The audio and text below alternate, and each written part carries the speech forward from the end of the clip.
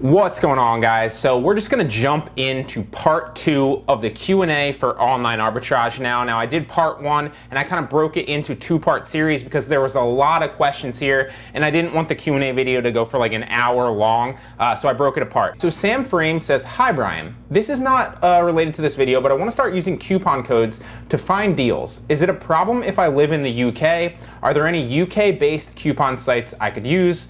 Or could I just pay extra for shipping?" So yes, there are definitely UK-based coupon sites that you can use, and there are UK-based liquidation, not UK-based, sorry, but you can use liquidation, sites and liquidation arbitrage in order to the UK. You don't have to pay extra in shipping for some of the sites, especially ones in the course. There are also 2 specific cashback websites that I talk about. One of them in particular in the course, you can order to the UK. I'm pretty sure there's a UK little tab thing that you can click, and there's a number of offers there. Now, some of the coupon sites, depending on which ones, I'm not going to run through examples of 20 of them or 30 of them because there are a bunch of them, but some of them do have the option to click like the tab down at the top where you'll see like Amazon UK or Amazon Germany or Amazon India and stuff like that, right? So some of them already do have offers, but if you're asking for a specific coupon site that is just for the UK, I'm sure they're out there. I have not, went out and identified them essentially. So yes and no is the short answer there.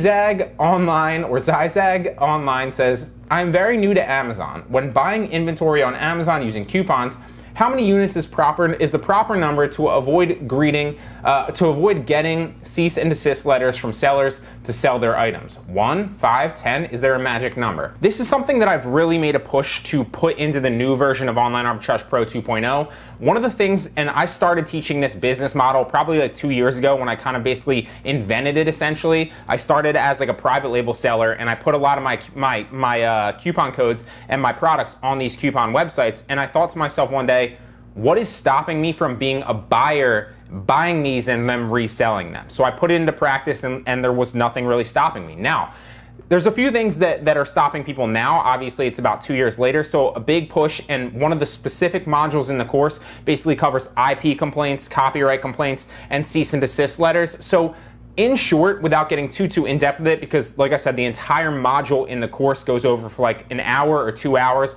on, why this is happening, what you can do about it, how to basically combat it, and, how to, for lack of a better way to put it, avoid them in general. But there's no specific number. That's the wrong way to approach it. There's no specific number in quantity that you can buy that's going to, basically negate your chance of getting them. You're either going to get them if they notice or you're not if they don't. So the best way to answer your specific question is just simply source products that sell fast if you're just buying them on the coupon sites.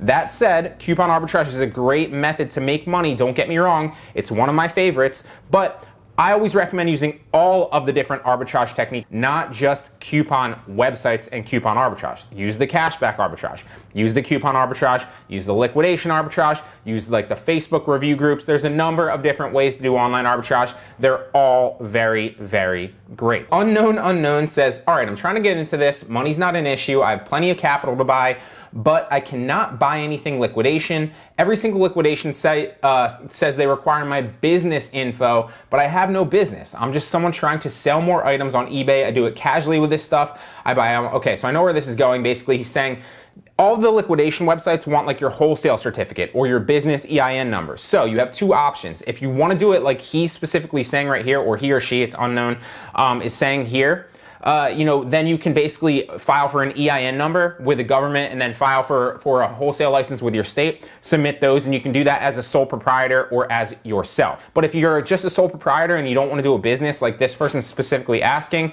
just go ahead and file as a sole proprietor, get your EIN from the government. So irs.org, I believe, is where you check into that. It's been a long time since I actually filed for one. Then you would file for an EIN online and then file with your specific state on their state website to get a wholesale license and submit that. It's actually very, very easy to do, but there's 50 different states obviously, and each one is slightly different process. So check irs.gov to get an EIN number for you specifically, and then check your specific state website to get your wholesale license and submit them.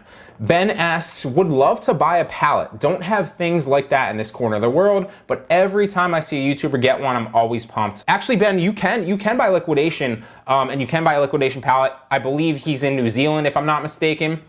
And you can, I'm pretty sure you can order the liquidation pallets to anywhere in the world. And I think the shipping's just a standard 49 bucks. Might want to look into that, but I'm pretty sure that that's true. So I don't even know how to say this one. AceBean, PR07 says, can I buy more than one with the same rebate? Yeah, you can buy more than one, but you only get rebated with one. So if you buy a quantity of 20, like for example, on a coupon website, if you get a coupon and for whatever reason you're allowed to buy a quantity of 20, then that's great, more power to you. But on a rebate site, you can buy as many quantity as you want. There's no specific seller restriction. That said, if you buy 5 of them, you're only going to get a rebate for 1 of them, so keep that in mind. Alejandro says, would you recommend this dropship arbitrage model to someone living in Hawaii or Puerto Rico? Although they do qualify for Prime, if you obviously live in the US, and have free shipping, it's not 2-day shipping because generally the package will arrive in like 5 days or so. So yeah, what are your thoughts? I would still recommend it. I don't know specifically. I've never lived in, Puerto Rico. I've never lived in Hawaii, obviously. So you would know better than me because obviously you have, anecdotal experience with that. I would test it out. And if you have 3 days to initiate the shipment on Poshmark and I believe 2 on Mercari or something like that. So specifically with Poshmark is the way that you probably want to go if you're in Puerto Rico or if you're in Hawaii. I would just test it out and recommend, if you can get your products and initiate the shipment within 3 days, then you can do it. If not, then obviously you might want to look somewhere else. But the only way to know for sure is to test it out with certain things and then see if they come to your door within 3 days so you can initiate that shipment. Mark95 says, hi Brian, great video. I was wondering if Rebate Key allows you to buy multiple products at once or it's limited like Vipon. So I've been getting this question a lot, that's why I threw it in a couple times in this Q&A to make sure I hit it home if you guys are just kind of skipping around for certain questions. Just like I literally just said, you can buy any quantity that you want on any of the rebate sites, but generally speaking, you only get rebated for a quantity of 1, so keep that in mind. Derek McLean says, are you drop shipping these or ordering them first to your house and waiting for a sale? Bit of both usually. So it depends on what you're specifically talking about. If you're talking about the drop ship arbitrage business model, then in that aspect, I'm listing them first, waiting for the sale, then ordering them and initiate the shipment within 2 or 3 days, depending on the platform. Check out the specific drop shipping arbitrage business model or drop shipping arbitrage videos for my approach and strategy with that. But for the majority of it, about 95% of stuff, I'm ordering it to my house first, whether that's liquidation arbitrage, cashback arbitrage, coupon arbitrage, or anything of the sort. It's coming to me first. I'm listing it with the product in my possession and then shipping it out to either FBA or the customer myself. I'm gonna butcher this name, so I'm sorry ahead of time. I'm very, very bad with names. Eid Chamoun says, how can I open more than one account? Thank you. So, and he's talking about on Rebate Key or any of the rebate sites. So I haven't actually tested that out. Obviously, in the past, I've opened up multiple, multiple accounts on like sites like Vipon and Snagshout, and we've covered all those. You can open up multiple sites on a lot of the multiple accounts on all of the coupon sites for the most part. Some of them are IP sensitive and some of them aren't. I haven't tested it out on any of the rebate sites specifically. I would venture to assume that it's just like anything else. So some of them are IP sensitive, some of them might not be, but your best bet would be to do it from another external IP, so not just 2 separate computers. So in a little backstory on internal and external IP addresses, I'm not an expert in that at all. But so this is my apartment, right? If I have this computer, that is on an external network of my apartment, but it has an internal IP address of its own computer on the external of the apartment, right? So one sec. Now, my laptop, obviously, well, that's the same external IP address, so it's on my apartment, but it has a different internal IP address for my laptop, obviously. Different internal IP addresses, same external IP address. Makes sense? So some of them are external sensitive, some of them are internal sensitive, but to give you the safest bet so that you can open up multiple accounts, basically what I'd recommend is do it on a different external IP address. So maybe I take my laptop to somewhere else, a friend's house, my parents' house, something like that.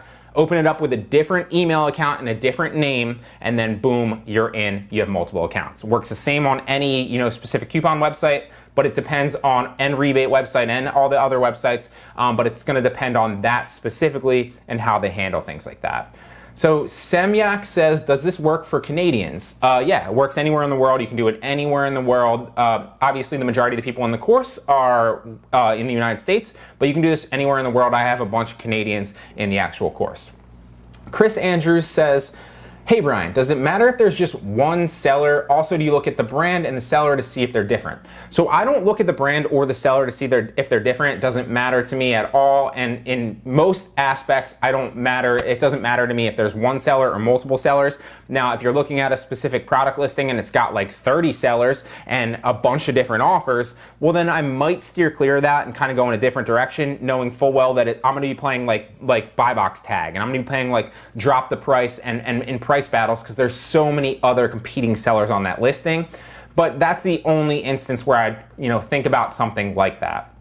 So another question from Iad Chum, I'm sorry about this names, from Iad Chamoun. Hi Brian, which printer did you get? Do I recommend a Dynamo 450 or 4XL? It's kind of funny, I've been getting a lot of printer questions lately, maybe because I print out a lot of labels and stuff. People think I know a lot about printers. I know literally nothing about printers. So I usually use the one because my parents have like a really nice LaserJet printer and I do all my e-commerce stuff over there. But right here specifically, I have an HP Envy Photo 7855 and it works pretty well. It's literally directly below this on a little ledge. So that's the one that I use. I don't really know that much about printers, and in my opinion it doesn't really matter as long as they print the label. You don't need a special label printer, you don't need a special printer in general. They all work pretty well. So Drame says, hey Brian, can I do the Amazon FBA if I'm not in the United States? He's in Ghana. If he can't, what other marketplaces can he use if he lives in Ghana? So yeah, you can do Amazon from anywhere in the world. Obviously, you can pick an Amazon marketplace specifically that's closest to you. So I'm not sure what that one would be. It might be like Amazon India. It might be like Amazon, I'm not sure exactly which one's the closest to Ghana. You can look into that yourself.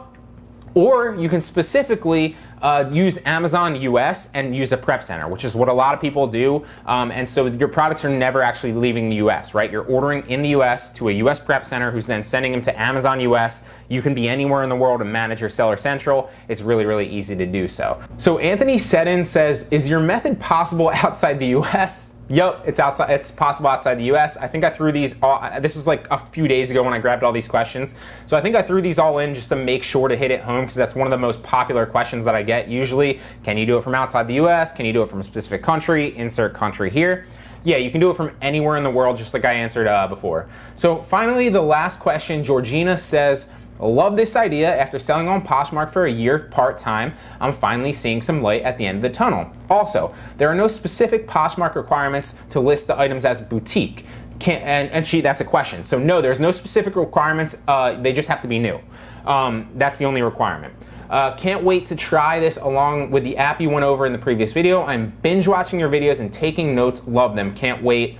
Do I do this full time? Basically is what she's asking. So the two questions there, are there any specific requirements to list it as boutique? No, not for the specific item. It just has to be in new condition, and then you can throw it in your boutique on Poshmark. And do I do it full time? No, I might do it, I don't know, depending on the given week, maybe 10 to 20 hours max. So I do it part-time. You can do it part-time, or you can scale it up and do it full-time as well. Obviously, I create a lot of content as well, and I love that business model too. There's two main business models that I focus on: online arbitrage and content creation, like I'm doing right here.